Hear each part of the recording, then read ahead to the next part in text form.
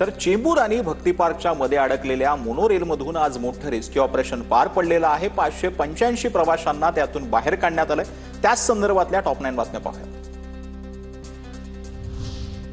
चेंबूरमध्ये बंद पडलेल्या मोनोरेलमधून प्रवाशांचं रेस्क्यू। चेंबूर ते भक्ती पार्क दरम्यान मोनोरेल बंद पडली। जवळपास सव्वा तासांनंतर मोनोतून 585 प्रवाशांची सुटका। कर्मचाऱ्यांनी सांगूनही मोनोरेलमध्ये अधिक प्रवासी चढले। 105 टन कॅपॅसिटीच्या मोनोरेलमध्ये 109 टन प्रवासी असल्यानं इलेक्ट्रिक सप्लाय बंद झाला। मोनोरेल प्रशासनाचं स्पष्टीकरण। एक मोनोरेल दुसऱ्या बाजूने गेल्यानं हाय व्होल्टेज करंटचा सप्लाय बंद करावा लागतो। क्षमतेपेक्षा जास्त प्रवासी असल्यानं तांत्रिक बिघाड झाला होता। MMRDAचे अस्तिक कुमार पांडे यांचं स्पष्टीकरण। मोनोच्या घटनेची चौकशी करणार, प्रवाशांनी संयम ठेवावा। मुख्यमंत्री देवेंद्र फडणवीसांचं ट्विट करत आवाहन।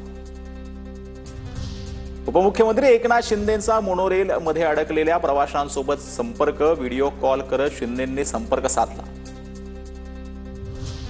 1.5 तास मोनोरेलमध्ये अडकलेले TV9 मराठीचे प्रतिनिधी सागर शिंदे सुखरूप बाहेर। वेळोवेळी सागर शिंदेंकडून मोनोतील प्रत्येक घटनाक्रमाचे अपडेट।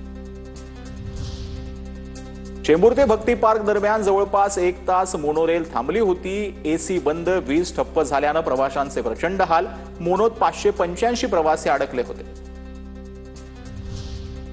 मोनोरेल अचानक बंद पडल्यानं प्रवाशांमध्ये घबराटीचं वातावरण। इमर्जन्सी नंबरवर संपर्क साधण्याचे प्रयत्न फोल। सायंकाळी 6:15 पासून मोनोरेल बंद पडली होती।